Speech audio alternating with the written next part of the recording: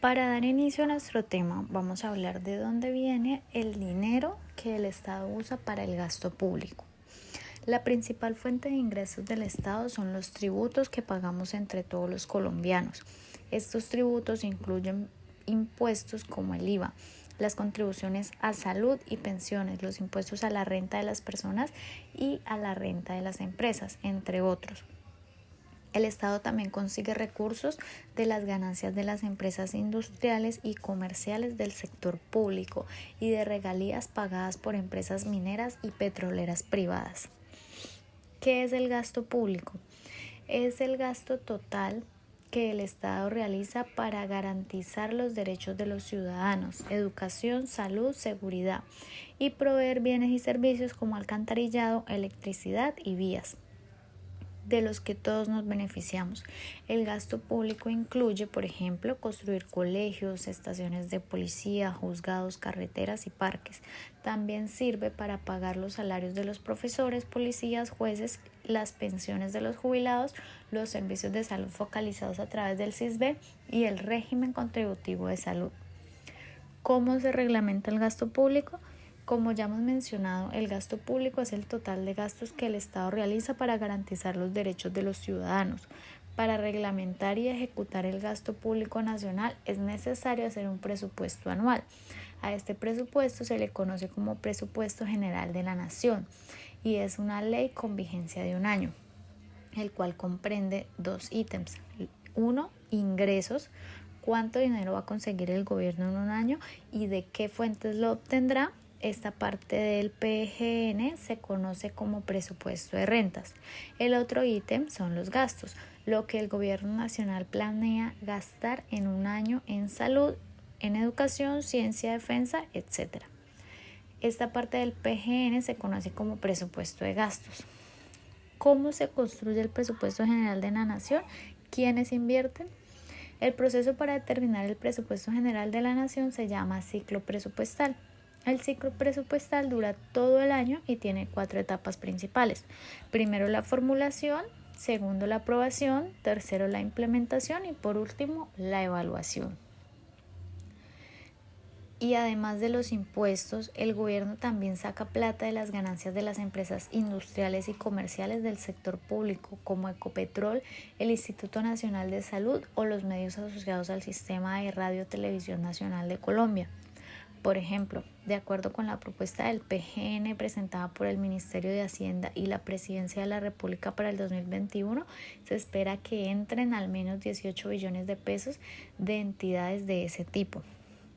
Por otra parte, instituciones financieras internacionales que financian al gobierno colombiano, como el Fondo Monetario Internacional, Banco Mundial, Banco Internacional de Reconstrucción y Fomento, Banco Interamericano de Desarrollo, Corporación Financiera Internacional, Asociación Internacional de Fomento, Centro Internacional de Arreglos de Diferencias Relativas, Agencia Multinacional de Garantías de Inversiones y el Fondo Latinoamericano de Reserva.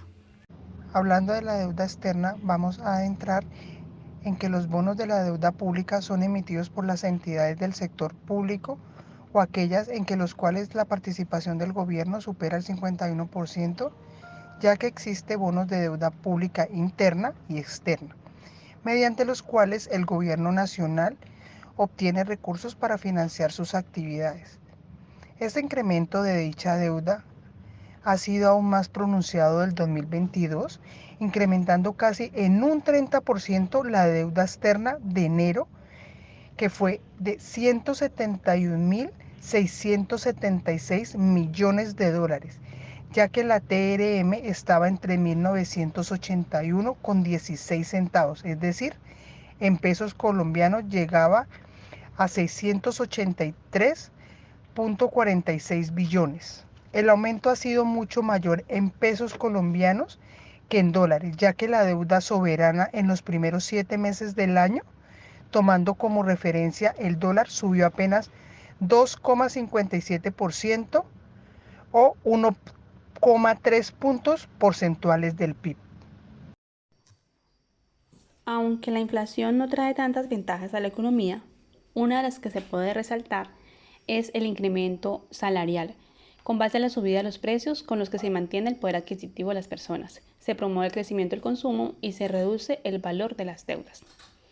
Ante el déficit fiscal, puede adoptarse una política de ajuste, disminuyendo los gastos o aumentando el ingreso del Estado a través del incremento de impuestos y del crecimiento de sus rentas contractuales.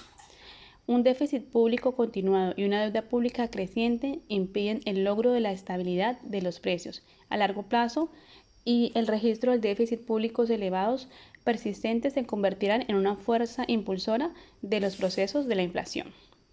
Un aumento del déficit produce los siguientes efectos a corto plazo: el aumento de la tasa de interés, la depreciación de la moneda doméstica y un ascenso de la inflación. Un claro ejemplo de financiación se ve en la utilización de la línea de crédito flexible del Fondo Monetario Internacional, la cual fue creada en marzo de 2009 como un instrumento de carácter temporal y preventivo, diseñado para mitigar los efectos de eventos externos extremos en países miembros que se caracterizan por contar con fundamentales económicos fuertes, un sólido marco institucional de política económica, la implementación de políticas prudentes y el compromiso de continuar con estas en el futuro. En un principio, la línea de crédito flexible del FMI de Colombia tenía un monto del 384% de la cuota del país en el organismo, aproximadamente 10.800 millones de dólares, pero el gobierno pidió en julio su ampliación al 600%, lo que equivale aproximadamente a 17.300 millones de dólares como consecuencia del choque del coronavirus. De estos 17.300 millones de dólares, que son más de 61 billones, el FMI le aprobó al país el desembolso de 5.300 millones de dólares, que equivalen a 18,9 billones de pesos para diciembre del 2020. De acuerdo con información del Ministerio de Hacienda suministrada a la revista Dinero, con corte el 29 de enero de 2021, Colombia ha utilizado 8,3 billones de pesos, un poco más de 2.300 millones de dólares, objeto del préstamo, de los recursos suministrados por el FMI. Es válido también aclarar que este préstamo debe ser cancelado en un periodo máximo de 5 años, pero le asignaron 3 años de periodo de gracia.